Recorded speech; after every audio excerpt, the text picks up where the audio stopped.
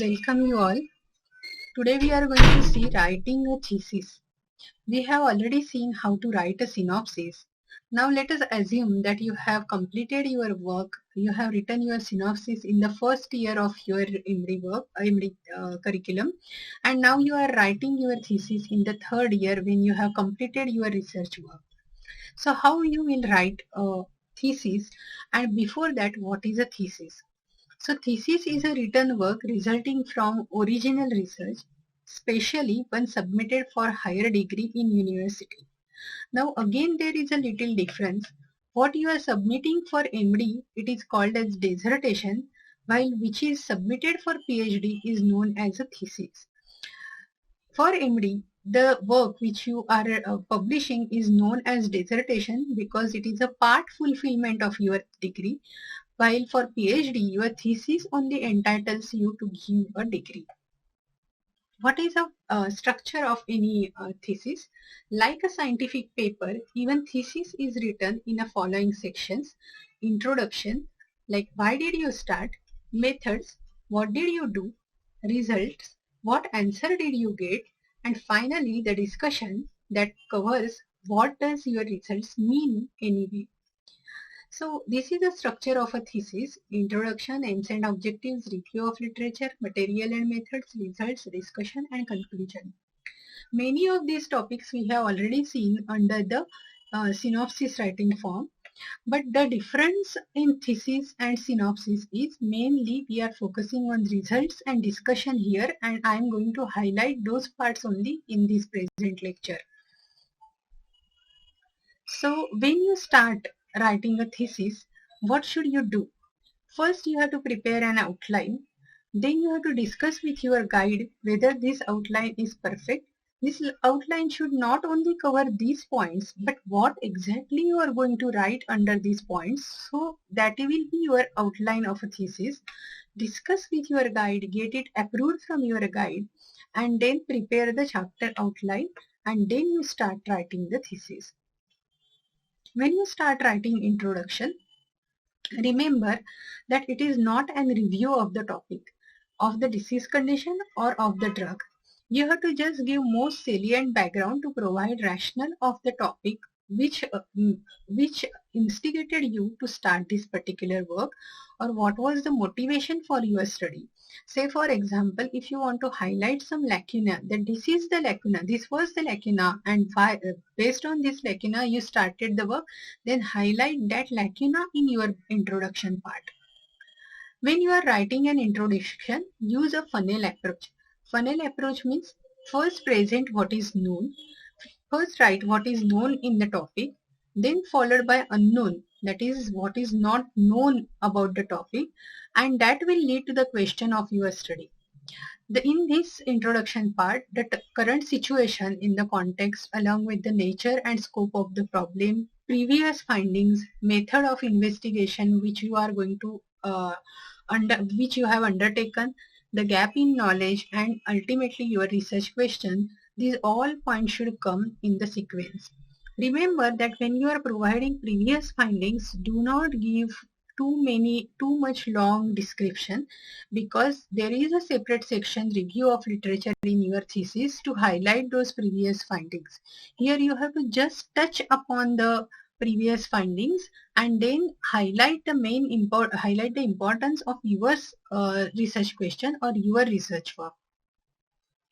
The aims and objectives, as we have seen in the lecture of synopsis writing, aim is a broad focus, while objectives are small steps which you have taken to achieve aim. So there should be a clear-cut differentiation between aims and objectives. While coming to the literature review, this is the most important thing and which you have not done in detail while writing a synopsis. That we have to focus more while writing a thesis. Again, one thing we have to understand, that in the synopsis is written in the first year of your MD, while your thesis will be written in the third year of your MD studies. So there can be some additional literature generated in the in the 2 years which you were working. So you have to take into consideration that literature also. You cannot just publish whatever you have written as a literature review in your synopsis, exactly same thing in your thesis. Literature review is a systemic method for identifying, evaluating, and interpreting the work produced earlier. And it has to be written as a story, as if you are writing a story or you are narrating a story that this was done, then this was done, then this was done, and ultimately still this is remaining. This is how you have to mention your literature review. When you are going through literature about any topic, there is something called as digesting the literature. Because in today's era of Google, internet, Wi-Fi, there is huge information available everywhere. And then you have to analyze, synthesize, comprehend the literature which is available properly. So there are 4 steps of writing a literature review. First is analysis. That means you will first select what is relevant literature for your research work. Then you will break up it in small steps. Then again you will synthesize according to your research question. You will reorganize. You will have some structured format to it. Maybe you will have some graphs. You will have some designs. You will have some step-by-step procedure to present that literature. You will comprehend that literature. It is not just that whatever is available you have to just publish it or write it or type it, but you have to understand the literature on your own first, and then you should be able to explain it to others.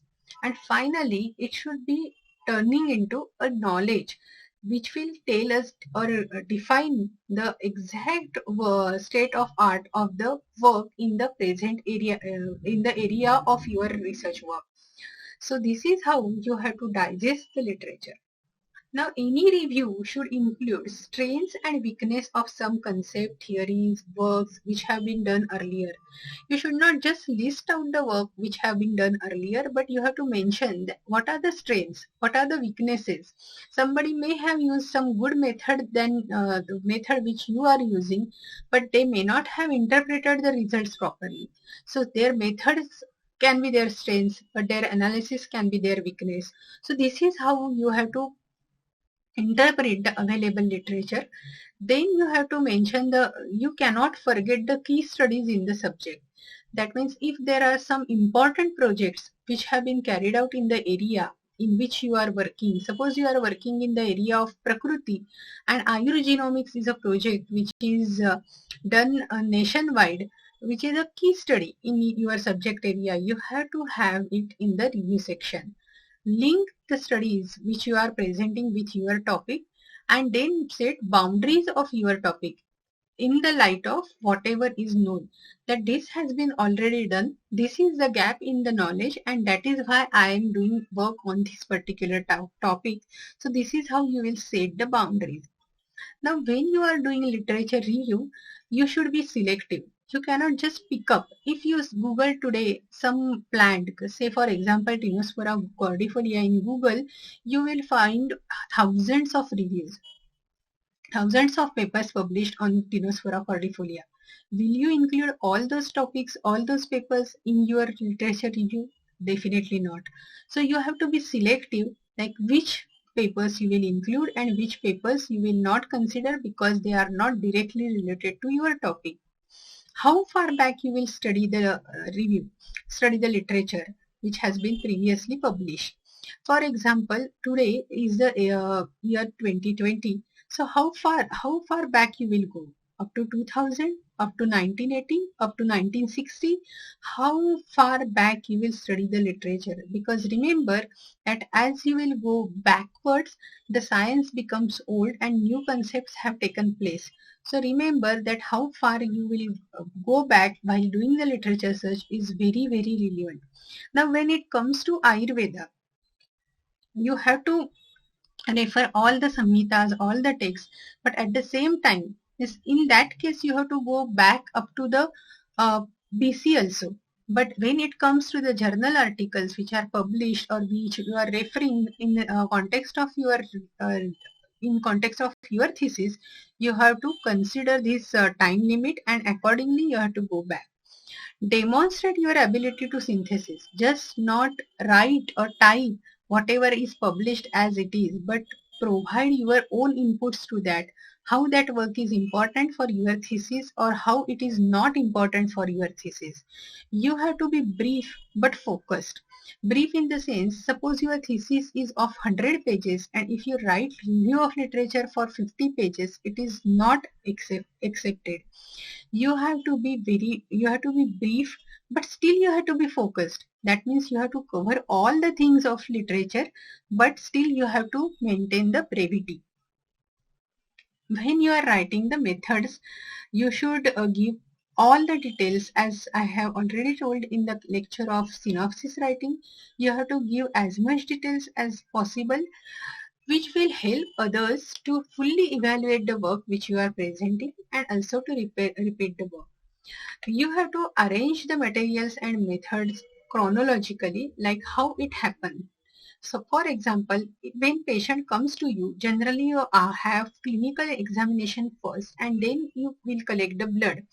So if you write like first when the patient came for next visit, blood was collected, and then if you write that clinical examination was done, this is not a chronological organization.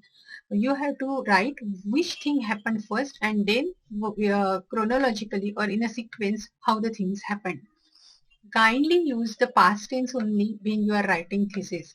This may look funny, but we have seen thesis in which past tense, even the present tense is used or future tense is used while writing thesis.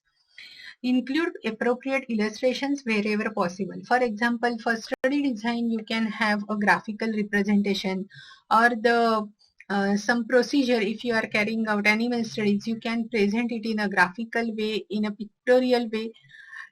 Please do not include results in your method section because there is a different section of results for providing results. While writing methods, this is a generic organization for clinical studies. You will provide the study participants data, inclusion, exclusion criteria, the design, interventions, methods of measurement, statistical analysis. In case of animal studies, you will have materials, which animals, how you prepare the animals, and then the rest of part is common for both the studies. While presenting results, let us understand the difference between data and results.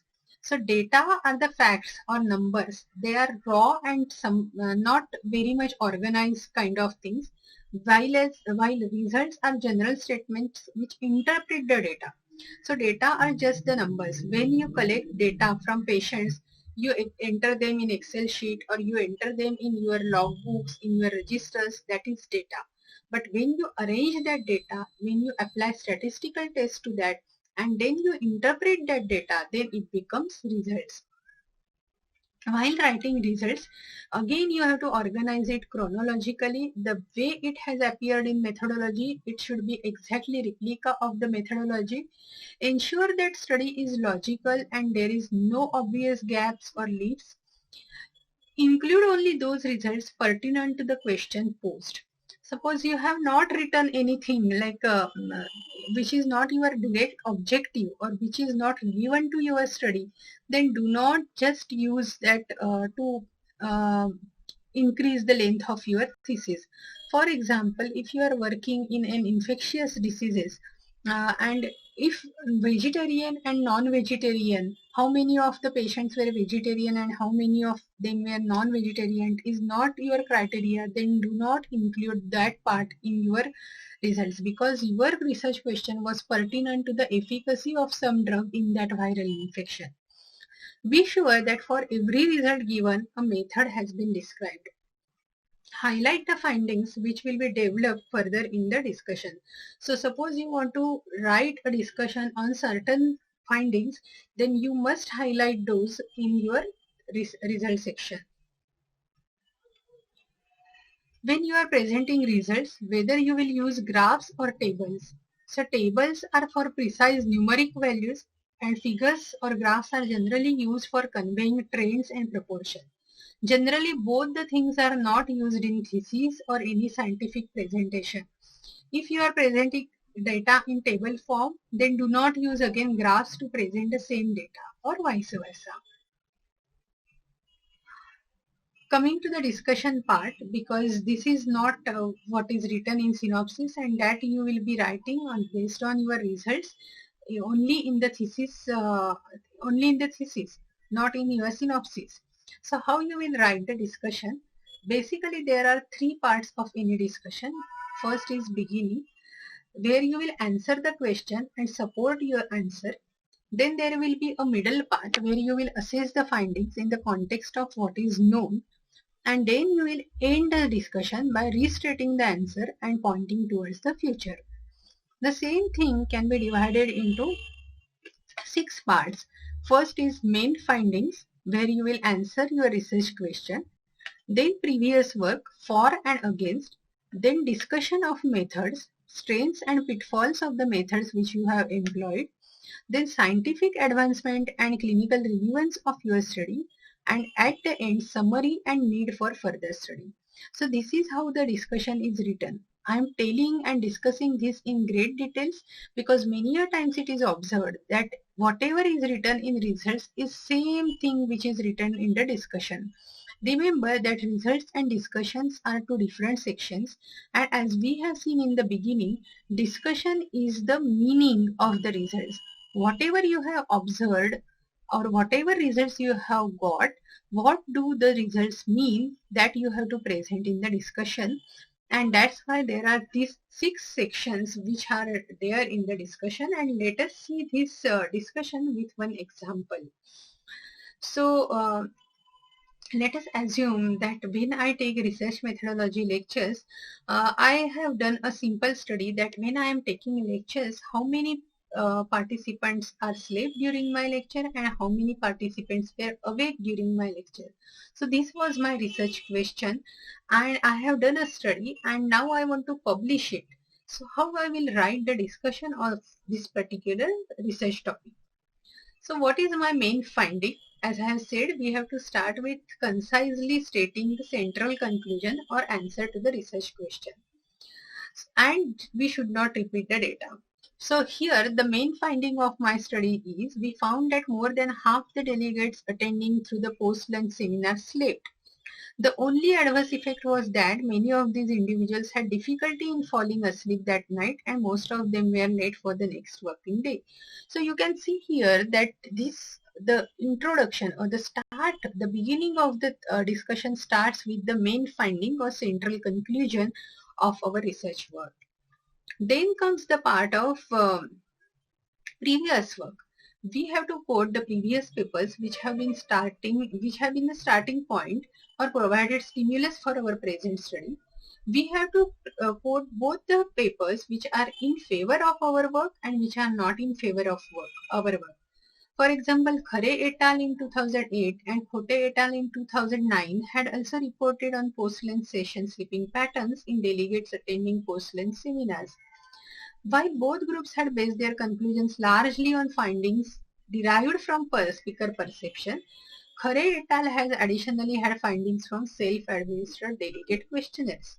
So here the previous work has been reviewed and presented in a way that what were the lacunae, what were the advantage of the previous study, and this is how you have to write. Then comes the part of discussion of methods which I have employed or which the scholar has employed. So in my study, it is what method I have employed that I have to highlight. And this is how you can see here is written that it is a well recognized that speaker perception, which are based on visual impact of sleeping delegates, can often be quite misleading, which was used by Khare et al. Moreover, bias is quite likely in self-administered delegate questionnaires, which is employed by Khote et al. Because somebody can just close eyes and listen to my lecture and I will misinterpret that a participant is sleeping. So this was the drawback of the method which was employed by the Khare et al.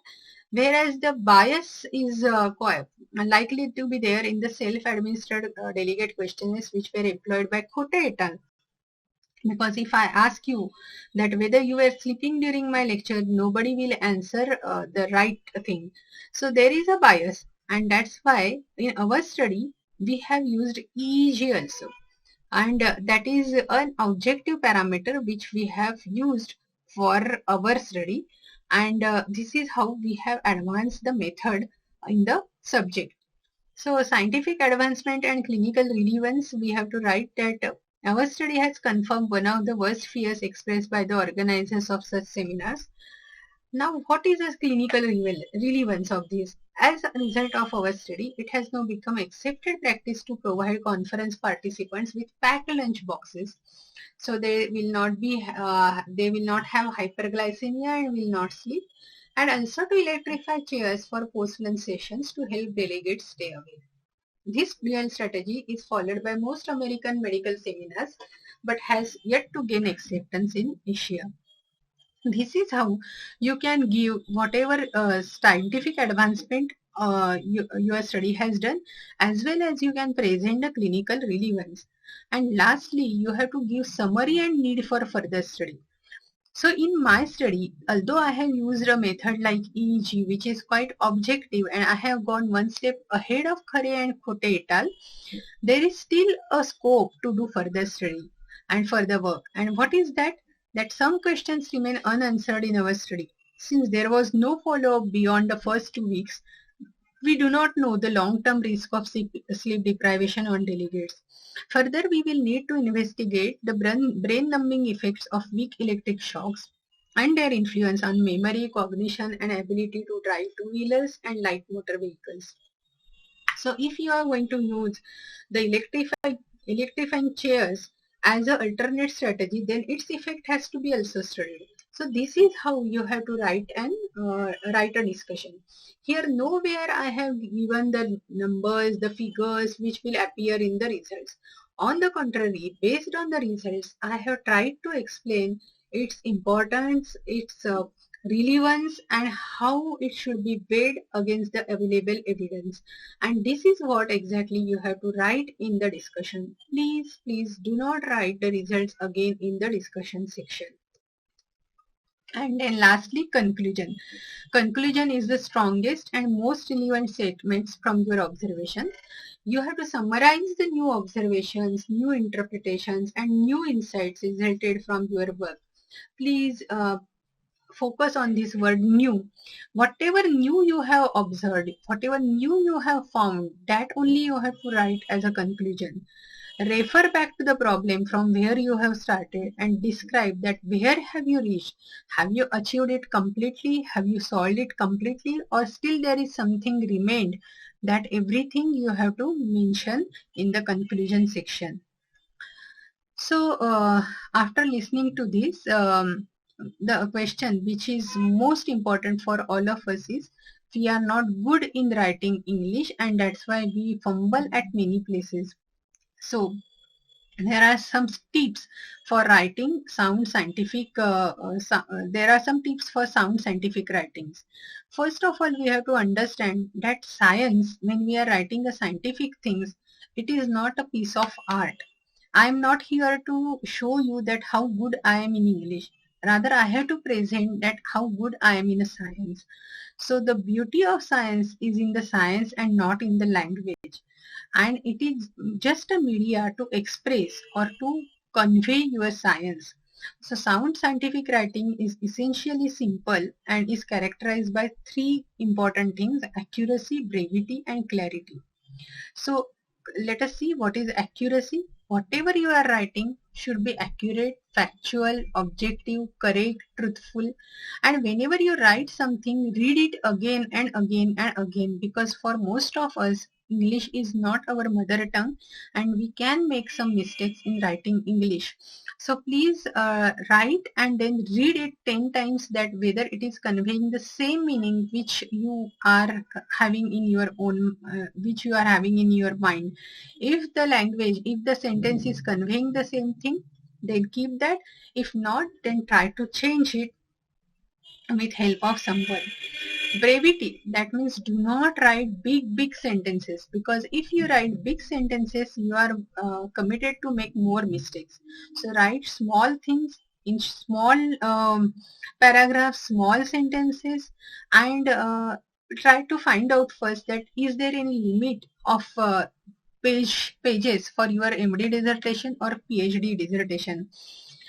just want to share with you that my MD thesis is only of 85 pages while my PhD thesis is of 125 pages.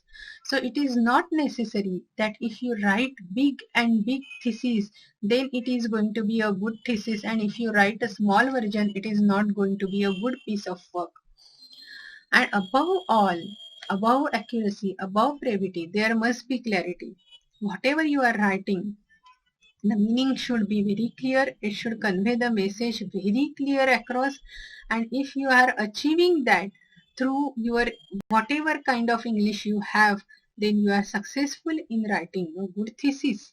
And how to achieve clarity? Again, the same thing: simplicity, clear thought and reasoning, right word choice. You have facility in your Microsoft Word that you can have synonyms, and you can choose a right word if you are not sure about the word you are using. The style, structure and flow should be very simple, and hard work and efforts have no alternative. So when you are writing a thesis, you should consider all these points and write accordingly. So with this, thank you all, and if you have any query, you can contact me anytime.